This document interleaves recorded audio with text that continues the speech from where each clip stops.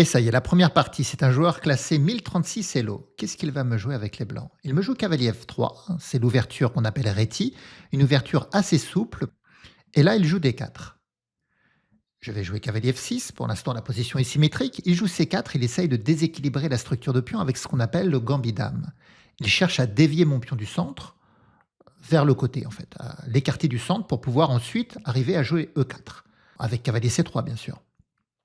Et je vais prendre d'ailleurs, je vais accepter. Normalement, il va jouer cavalier C3 pour la pousser E4, c'est ce qu'il fait. Là, je vais jouer A6. S'il tarde à avancer le pion E, je vais jouer B5. Là, il joue E4. Il veut récupérer le pion C4, mais je vais quand même jouer B5. Je protège mon pion en C4 et je peux menacer le coup B4 pour chasser son cavalier et m'emparer du pion en E4. Donc pour l'instant, c'est vrai, il a le centre, il a un bon développement avec les deux cavaliers, c'est à lui de jouer, il a beaucoup d'atouts, mais il a un pion de moins. Et son centre peut être détruit par cette poussée en B4, puisque je pourrais prendre le pion en E4. S'il joue E5, je viens en D5 et en cas de prise, je reprends de la dame, pas de problème. Ce qui ouvrira d'ailleurs une belle diagonale à mon fou. Voilà, c'est ce qu'il fait. Il fait E5. Donc je viens en D5.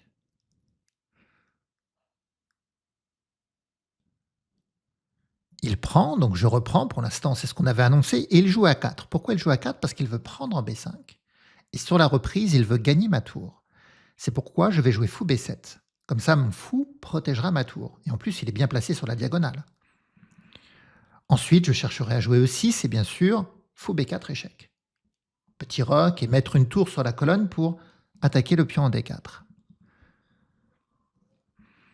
Il joue dame C2. Qu'est-ce qu'il fait avec ce coup? Je ne sais pas ce qu'il cherche. Bon, je vais jouer E6 comme prévu pour préparer fou B4 échec. Et petit roc. Le pion C peut m'aider aussi à attaquer son centre, à détruire son centre par la poussée C5. Notamment si j'ai le cavalier en D7. En cas de prise, on peut reprendre du cavalier. Et le cavalier peut s'implanter après, par exemple, en B3. C'est une bonne case, la case B3. Il joue fou G5.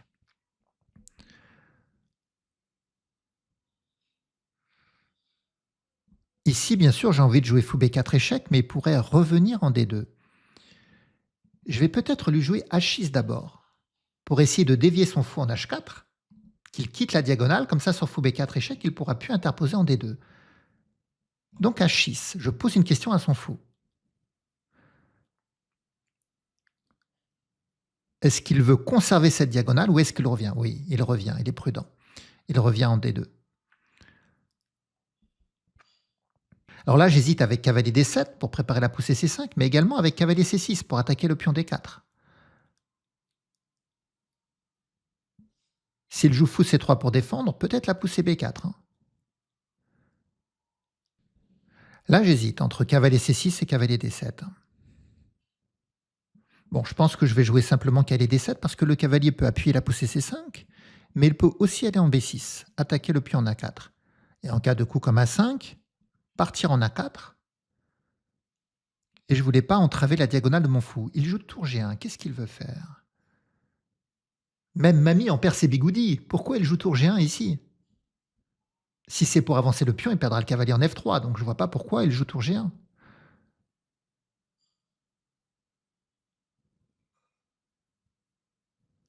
Bon, là, j'ai beaucoup de coups intéressants. La poussée C5, le coup cavalier B6. Mais je vais simplement jouer fou E7. Préparer le petit roc. Parce que j'ai l'impression qu'il va s'auto-détruire en réalité. Donc je joue fou E7, je prépare le petit roc, la mise en liaison de mes tours. Parce que là, le coup de tour G1, c'est assez mystérieux. Et voilà, il joue G3. Il laisse le cavalier en F3, alors il veut jouer fou G2. Ensuite, pour contre-attaquer sur le fou B7. C'est pas si mal. Donc dame prend F3, fou G2.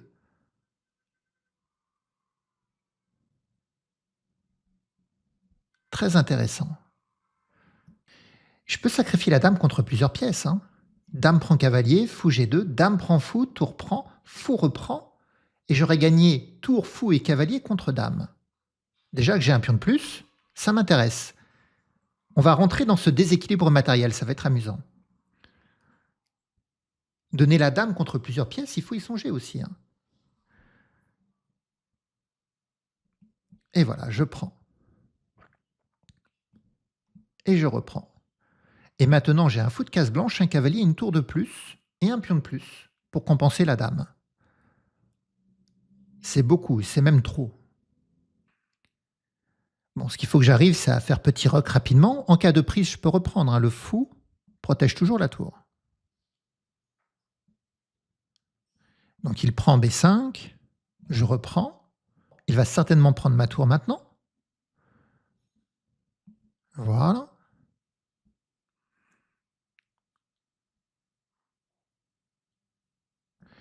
Fou A5, il attaque le pion en C7. Est-ce que je perds un temps à le protéger ou est-ce que je fais petit roc? Si je joue pion C6, ça enterre un peu mon fou en A8. Vous voyez, j'ai pas trop envie. La poussée C5, elle peut être intéressante, hein. S'il prend, le cavalier reprend, ça menacera par exemple d'écaler D3 échecs. Donc je vais jouer C5. Il faut juste que j'arrive à faire petit roc pour impliquer ma tour au combat. Tant que j'ai pas fait petit roc, mon roi peut être quand même un peu exposé et surtout, je peux pas faire valoir ma supériorité numérique de pièces parce que ma tour ne joue pas, hein. La partie est intéressante quand même avec ce déséquilibre de plusieurs pièces contre la dame. Mon adversaire est classé 1036, c'est pas un très gros classement, mais la partie est cohérente, elle est intéressante. Et puis, vous voyez, il réfléchit et finalement, le temps que met l'adversaire à réfléchir, c'est aussi un hommage qu'il vous rend. Si l'adversaire joue très très vite, il vous méprise finalement. Ça veut dire que vos coups ne lui font pas peur. Mais là, il réfléchit, il prend des décisions, c'est intéressant. Il joue pas trop vite. Donc il prend C5. Je peux reprendre du fou, du cavalier. Reprendre du fou, ça permet de garder le cavalier à l'attaque du pion en E5. Mais moi, j'ai envie de reprendre du cavalier en C5. S'il joue vite fou B4, alors il y aura cavalier D3 avec la fourchette et même la découverte. Et là, j'ai l'impression qu'il va jouer trop vite. J'ai l'impression qu'il va jouer fou B4 rapidement.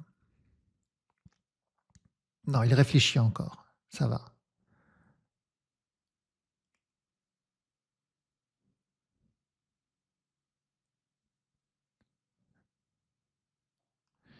Il joue dame C3. Alors, est-ce que j'ai un coup intéressant? Je ne vois pas pour l'instant. J'ai surtout envie de faire petit roc en réalité, hein. Donc, je vais faire petit roc. Il ne peut pas jouer dame B4 à cause de la fourchette cavalier D3, hein, parce qu'il pourrait vouloir venir en B4 attaquer le pion B7. Il joue dame D4. Qu'est-ce qu'il attaque? Mon cavalier protégé, je ne vois pas ce qu'il attaque. Déjà, cavalier B3 attaque sa dame et son fou. Fait la fourchette, mais il peut revenir en défense, hein. Je ne peux pas jouer tour D8, le fou me prendrait.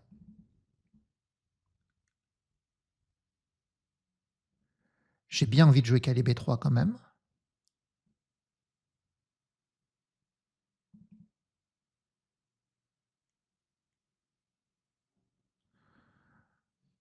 Oui, je vais jouer cavalier B3. J'ai pas beaucoup de temps. Alors, c'est des parties de 5 minutes plus 3 secondes d'ajout de temps. Il y a un incrément, il y a un petit ajout.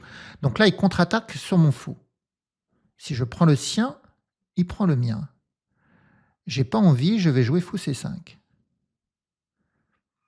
Il prend B5, ça, j'avais pas vu. Là, il me met en difficulté autant.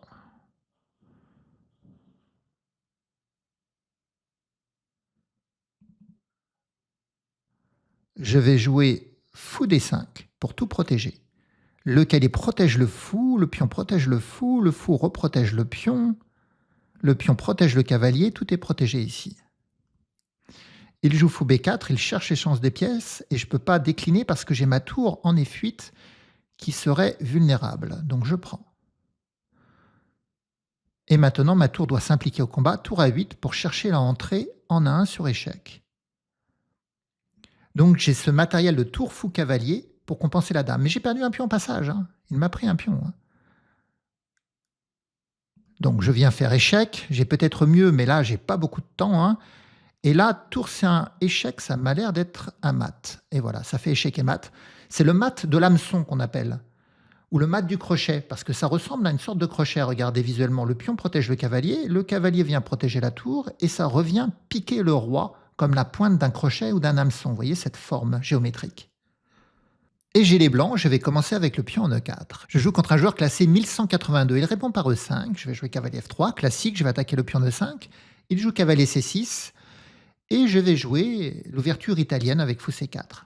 Je mets la pression sur le pion en F7, pion vulnérable dans l'ouverture, seul le roi défend, et je double le contrôle de la case D5 pour qu'il ne puisse pas jouer D5 lui-même. Il joue cavalier F6, il attaque mon pion en E4. Alors là, si je veux défendre le pion en E4, il ne faut pas que je défende par cavalier C3, parce qu'il pourrait sacrifier le cavalier contre le pion, et en cas de reprise, faire ensuite la fourchette. Si je défends le pion en E4, c'est par la poussée D3. Mais j'aime bien aussi jouer cavalier G5 pour aller attaquer le pion en F7. On va voir comment il arrive à défendre ce pion. Alors, les joueurs de bon niveau savent défendre, hein, il y a des variantes pour défendre, mais les joueurs moins expérimentés ont beaucoup de mal à défendre sur cette attaque du pion en F7.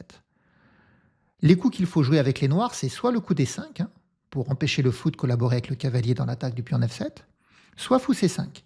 On laisse le pion en F7, mais pour contre-attaquer sur le pion en F2, ce qu'on appelle la contre-attaque Traxler. Mais ça, c'est une ouverture très compliquée, hein. Les noirs jouent D5, donc je prends. Et là, les noirs ne doivent pas reprendre du cavalier.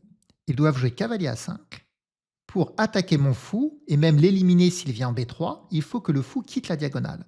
Et là, mon adversaire, il a pris en D5 avec le cavalier. Donc, ça va permettre de vous expliquer. Ça paraît bien son coup, hein. La dame défend, il attaque le cavalier.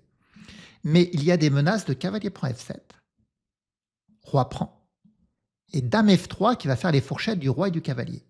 Il peut encore protéger son cavalier avec roi E6, mais il y aura cavalier C3 qui va appuyer sur le cavalier qui est cloué. Et ça, c'est très intéressant. C'est ce qu'on appelle l'attaque fegatello, l'attaque au foie. Fegatello, c'est le foie en italien. Mais moi, j'aime bien jouer une autre attaque, qui est ce qu'on appelle l'attaque Loli, qui consiste à jouer D4. Je libère le fou pour protéger le cavalier, je reste le sacrifice en F7 un peu plus tard. Et sur D4, s'il fait cavalier prend, je peux jouer C3, chasser son cavalier pour ensuite m'en prendre à son cavalier D5. Et sur D4, s'il prend du pion, je pourrais revenir à mes idées de sacrifice en F7, roi prend, dame F3 échec, mais cette fois-ci sur roi E6, comme le pion E5 sera plus là, il sera exposé le roi à des attaques sur la colonne. Donc je joue D4, c'est l'attaque Loli. Il ne peut pas prendre mon cavalier, bien sûr, parce que je viens de le défendre.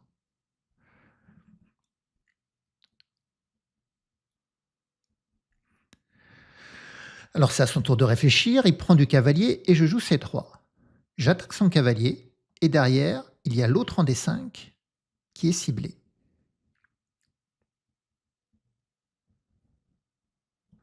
Il joue fou B4 pour m'empêcher de prendre le cavalier à cause du clouage. Mais du coup, il me laisse prendre ce fou-là. Bah, je vais le prendre alors. Je peux aussi, pourquoi pas, faire petit roc et laisser les deux pièces en prise et choisir qu'est-ce que je prendrai pour plus tard. Parce que sur la prise de ce fou, il veut reprendre du cavalier pour avoir la menace de fourchette en C2. Mais lui-même est exposé en F7. Et je peux encore jouer cavalier A3 pour défendre.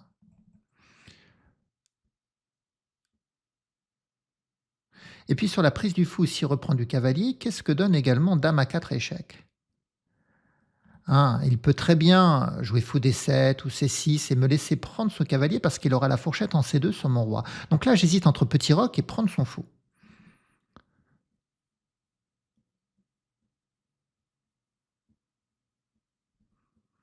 Je ne sais pas quel est le meilleur. Écoutez, je vais faire petit roc et je laisse avec ses pièces attaquer.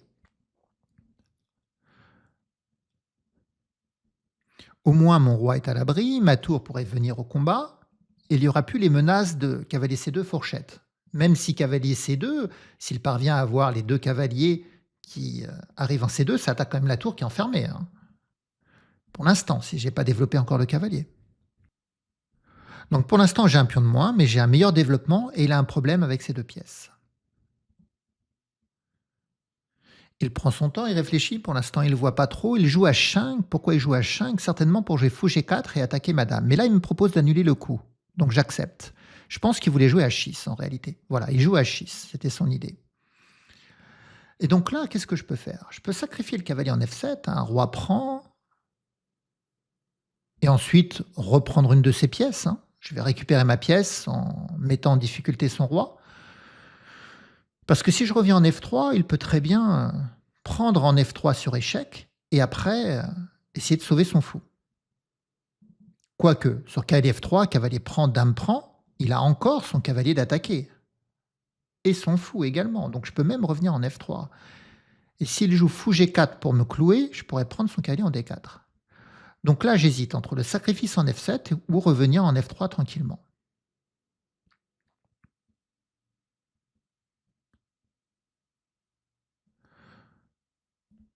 Je peux aussi regarder des coups comme Dame H5. Il ne peut pas prendre parce qu'il y a sa tour. Et sur Dame H5, je menace quand même la prise en F7 avec mat, avec le cavalier qui protège. Dame H5, il va certainement jouer G6 par contre. Bon, je vais simplement revenir en F3. Je sais qu'il peut prendre sur échec, mais Dame prend, et son cavalier est doublement attaqué, son fou est toujours attaqué, et attention parce qu'il peut y avoir des menaces de mat en F7 avec le fou et la dame si son cavalier n'intercepte plus la diagonale. En plus, sur cavalier prend, dame prend, ça libère la case D1 pour la tour, pour se mettre face à la dame sur la colonne. Il prend sur échec, je reprends, et vous voyez, le cavalier attaqué, le fou attaqué, des menaces en F7, et la case D1 libérée pour la tour. Il joue fou C5, donc je prends le cavalier avec mon fou, pour menacer dame prend F7, mais il aura le temps de faire petit roc. Mais c'est pas grave, parce qu'après je peux jouer tour D1 et menacer fou prend F7 échec s'il a fait roc pour attraper sa dame. Et puis j'ai gagné une pièce.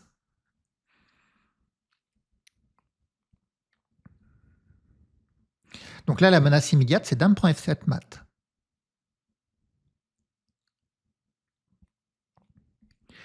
Alors il a de moins en moins de temps, il joue G5 et il n'a pas vu, il se fait avoir par le mat. Allez, j'ai les blancs, je vais commencer avec le pion en D4 et je joue contre un joueur classé 1264. Il joue le pion en D6. J'ai plusieurs coups possibles, mais moi j'aime bien jouer C4 ici. Et maintenant cavalier C3 pour appuyer la poussée en E4 et avoir un trio de pions. Il joue ce qu'on appelle la défense est-indienne, il joue fou G7. Et petit roc, c'est-à-dire qu'il me laisse le centre de pion, mais il a roqué très vite avec ce fou en fianchetto. Et normalement, il va chercher à contester le centre par la poussée en E5. Il peut chercher les poussées C5 ou E5 pour attaquer le pion D4. Mais il joue C6. Je vais faire petit roc. Donc il vient de jouer cavalier D7. Et là, peut-être, il va se prendre l'attaque de nuit, qui consiste à jouer pion E5, pion prend, le cavalier chassé, par exemple cavalier G4, et pion E6. C'est ce qu'on appelle l'attaque de nuit. C'est ce pion qui parvient en E6, frapper le pion en F7, et en cas de prise, ça double les pions, affaiblit l'abri royal, et cavalier G5 permettra d'attaquer son cavalier, et le cavalier menacera de prendre le pion en E6. Alors évidemment, il y a beaucoup de flèches. Mais essayez de visualiser E5, il prend, on reprend, et après que le cavalier bouge, E6 pour frapper le pion en F7 et abîmer la structure de pion. Donc je joue cette poussée en E5. Prise. Il ne peut pas prendre, sinon il perd le cavalier. Donc bien souvent, les joueurs jouent cavalier G4. Et en jouant cavalier G4, il va tripler les attaques sur mon pion. Il préfère jouer cavalier E8. C'est mieux d'ailleurs pour lui de jouer cavalier E8 parce que s'il avait mis le cavalier en G4, quand je pousse qui prend, ce coup cavalier G5 m'aurait permis d'attaquer son cavalier. Or là, ça ne sera pas le cas. Donc c'est intéressant comment il a joué. J'hésite même maintenant à jouer E6. Je pense quand même que c'est un bon coup, mais j'hésite.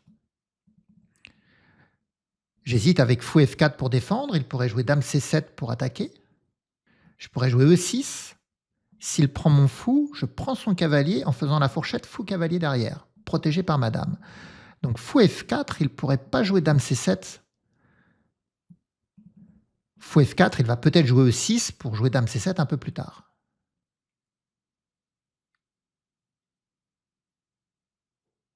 Mais j'aurai le temps de défendre, peut-être tour E1, bouger mon fou ensuite pour que ma tour défende le pion E5. J'hésite quand même avec cette poussée en E6, vous voyez.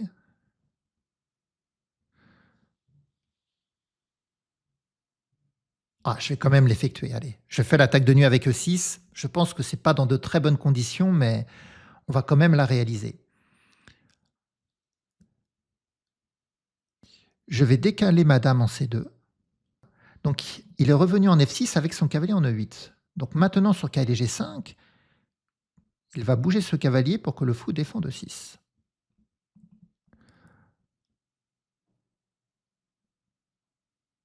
Je vais jouer tour E1.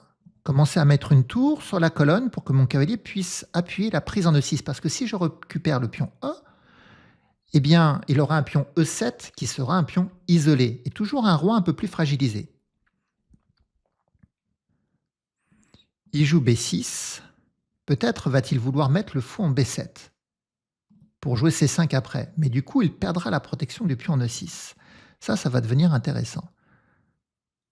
Bon, je vais jouer cavalier G5 de toute façon, parce que maintenant qu'il a joué B6, mon fou pourrait venir en F3 pour attaquer le pion en C6. Donc là, je menace évidemment cavalier prend 6 avec une belle fourchette quand même.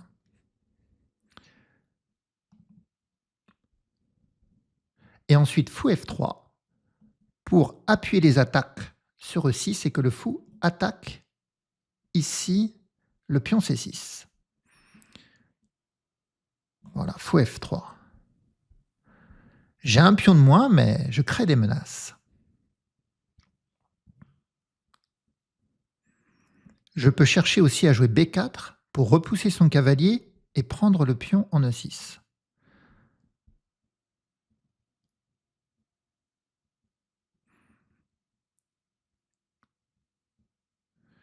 Il joue dame D6 pour essayer un peu de tout protéger. Mais sa dame est située sur une colonne. Elle est quand même assez exposée parce qu'elle est située sur une colonne ouverte et à terme, la tour pourrait venir en D1 attaquer sa dame. Mais il faut que mon fou bouge. Et mon fou n'a pas de très bonne case.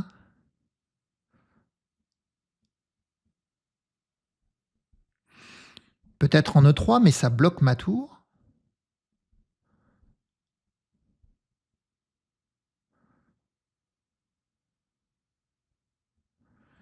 Si je joue G3 pour préparer fou F4, ce qui me gêne, c'est que la poussée G3 va affaiblir la protection de mon fou, qui est exposé sur la colonne avec la tour. Donc ça me gêne un peu.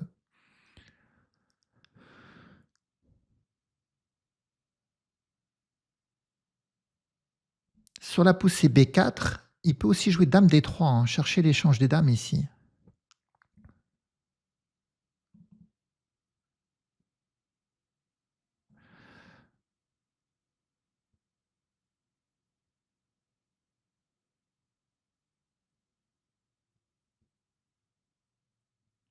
Bon, je vais quand même jouer G3, je pense. Allez, je joue G3 et je prépare fou F4. Puis tour D1, bien sûr. Il joue H6, il repousse mon cavalier, mais il perd la protection du pion G6. Est-ce que c'est intéressant pour moi de prendre? Je crois pas tout de suite. Donc je vais jouer cavalier E4. Je suis assez protégé. Je suis protégé 4 fois en E4 quand même. Donc il prend. Je vais reprendre du cavalier pour attaquer sa dame, donc il n'a pas le temps de prendre mon fou.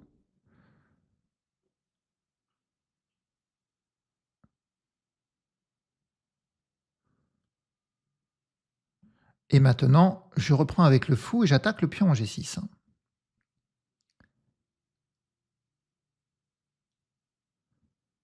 J'ai plus beaucoup de temps, mais il y a cet ajout toujours de 3 secondes par coup, ce qui me permet de continuer à commenter et à rendre la partie intéressante. Il peut avancer, parce que si je fais échec, il vient en H8, c'est pas dramatique pour lui. Mais il vient en B7, donc il me laisse ce pion en G6. Je vais le prendre. Pourquoi m'en priver?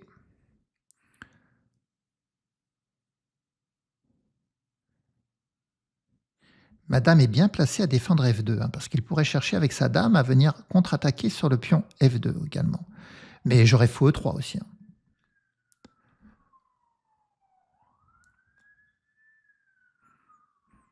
Il joue le pion en E5. Je vais remettre le fou en E4 pour contrer son fou en B7.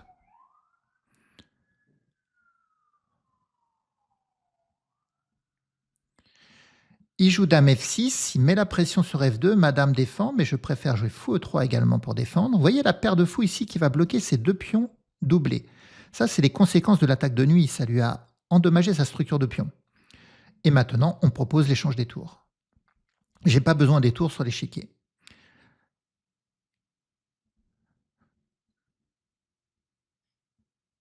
On a le même nombre de pions, mais sa structure est plus vulnérable. Et tant qu'il y a les dames sur l'échiquier, je pense que son roi est plus vulnérable également. Ce qu'il faudrait, c'est que ça soit l'inverse, c'est que ça soit ma dame devant mon fou, en fait.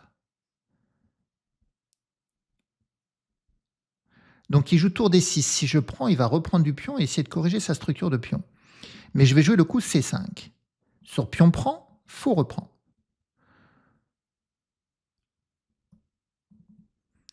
Vous voyez, je joue un peu plus vite parce que j'ai moins de temps, donc il vient en D8. Je vais prendre sa tour et jouer tour D1. Je propose l'échange des tours. S'il refuse, eh bien, il devra me laisser le contrôle de la colonne et peut-être des entrées de tour en D7. Pour l'instant, son jeu est dans une impasse. Il ne peut pas évoluer. Il n'y a pas de pression qu'il peut exercer dans mon camp. Tout est bien protégé.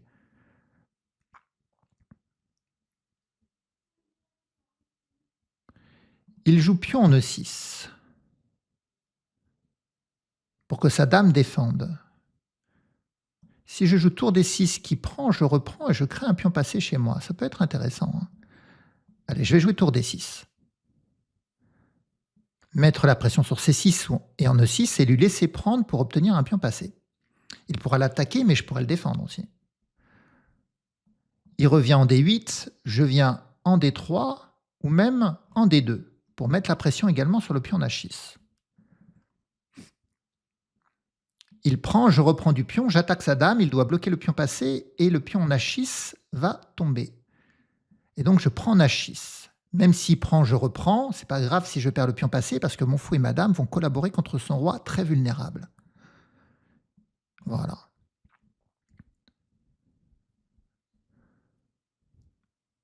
Donc il n'a pas pris d'ailleurs, j'ai vraiment pas beaucoup de temps, je ne sais pas comment je dois attaquer. Je vais faire dame G6 échec, s'il interpose, je prends le pion E6 et je continue les échecs. Il interpose encore, je joue dame G4 échec. Il vient là, je joue D7, le pion passé. Il vient ici, je joue H4. Après tout, j'ai un autre pion passé ici. Le pion H, je vais essayer de le déborder.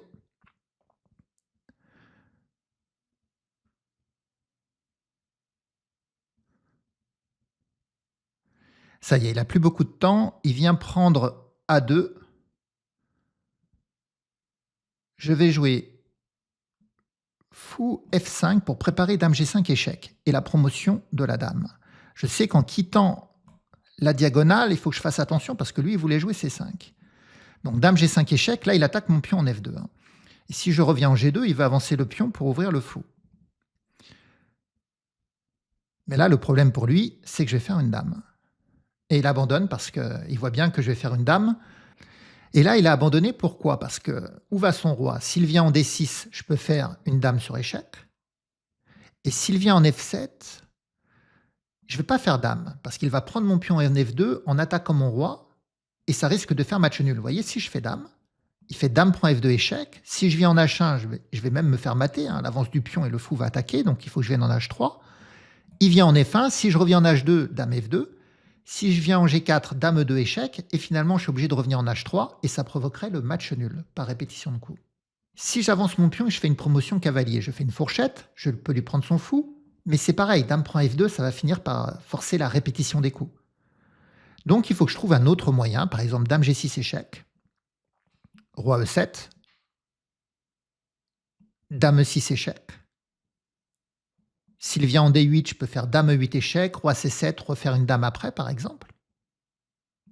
Et s'il vient en F8, eh bien maintenant, je peux faire la dame sur échec et ça va provoquer le mat rapide avec dame G6 mat, dame F6 ça mate également, cette dame-là en F6 ça mate également, il y a beaucoup de maths possibles en fait. Eh bien c'était intéressant, on a eu 3 belles parties avec 3 belles ouvertures. D'abord un gambit dame accepté de ma part, puis après on a eu cette attaque Loli contre l'ouverture italienne, et puis on a eu cette défense est-indienne également, donc c'était très intéressant, 3 belles ouvertures.